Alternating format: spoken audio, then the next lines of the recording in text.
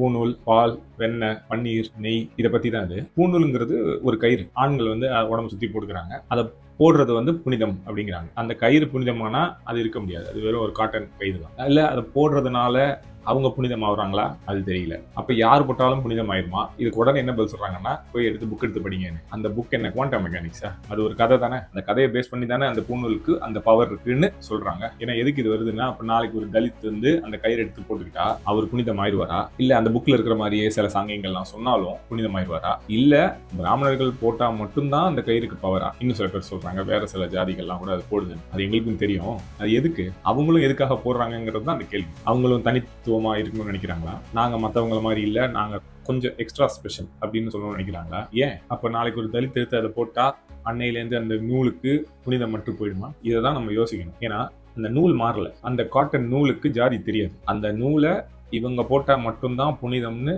யாரோ சொல்லியிருக்காங்க. அதை டிசைட் பண்ணது யாரு? இதை எப்படி ஒத்துக்க முடியும்? அப்போ மொத்தத்துல அந்த நூலுக்கும் கடவுளுக்கும் எந்த சம்பந்தமும் கிடையாது. அந்த நூலுக்கு ஒரு அர்த்தத்தை சொல்லி அந்த நூலை போட்டால் அந்த கோயில்ல இருக்கிற அந்த கம்பிக்கு உள்ள அவங்க நிக்கலாம். நூல் போடாதவங்க அந்த கம்பிக்கு வெளியே நிக்கணும். சோ இப்போ இது வந்து ஒரு கேட். அப்ப அந்த டிசைட் பண்ணவங்க வாட்ச்மேன் வேலை பாக்குறாங்க. இப்ப நூல்ல இருந்து பிளேட்டுக்கு வருவோம். உலகத்திலேயே அதிகமா கறி சாப்பிட்றவங்க லிஸ்ட்ல நம்ம டாப்ல இருக்கிறோம். ஆனா திடீர்னு நம்ம பிரேக்ஃபாஸ்ட், லஞ்ச், டின்னர் எல்லாத்தையும் வந்து கவர்மெண்டோட பேச்சு பொருளாகவும் அரசியலோட பேச்சு பொருளாகவும் எப்படி இப்ப கறி சாப்பிடறதுனால யாரு கோச்சிக்கிறா? கடவுளா? மெஜாரிட்டி பண்ணிருக்க முடியாது. ஏன்னா அவங்க தான் கறி சாப்பிடுறாங்க. அப்ப யாரு அந்த நூலை போட்டு கம்பிக்கு வெளியே ஏறுன்னு சொன்ன அந்த வாட்ச்மேன்ஸ் தானே தன்னைத்தானே புனிதம்னு சொல்லி மற்றவங்க எல்லாரையும் அசுத்தம்னு சொல்லி அதுக்கு ஒரு கயிறையும் போட்டுக்கிட்டு நம்ம பிளேட்ல என்ன வைக்கணும், என்ன வைக்க கூடாது, எங்க சாப்பிடணும், எங்க சாப்பிடக்கூடாது. இது இப்ப இந்த புதுசா மெட்ராஸ்ல எல்லாம் அமைக்கிற வாட்ச்மேனுக்கு இருக்கிற பவர் இருக்குல்ல, அவங்க இன்னும் போலீஸை விட அதிகமா பிஹேவ் பண்ணுவாங்க. அதே மாதிரியான வேலை தான் இது.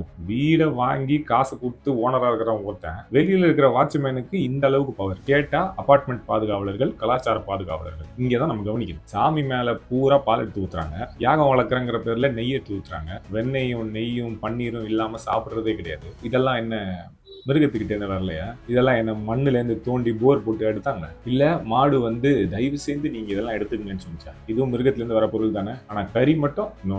கேட்டா நாங்க கறிலாம் சாப்பிடுறது இல்ல, ஆனா மாட்டுல இருந்து வர எல்லாத்தையும் எடுத்து சாப்பிடுறோம். யார் என்ன வேணாலும் சாப்பிட்டோம், அது அவங்க இஷ்டம். சாப்பிடாம இருந்தாலும் அது அவங்க இஷ்டம். உண்மையான கேள்விங்க என்னன்னா, இது வந்து பூநூலை பத்தியோ இல்லைன்னா வந்து அந்த தட்டில் இருக்கிற கறியோ நெய்யோ பன்னீரோ பத்தி கிடையாது. இந்த கேள்வியெல்லாம் நம்ம கேட்காம இருக்கிறதுனால இதுல யாரோ பயனடைகிறாங்களே, அது யாரு?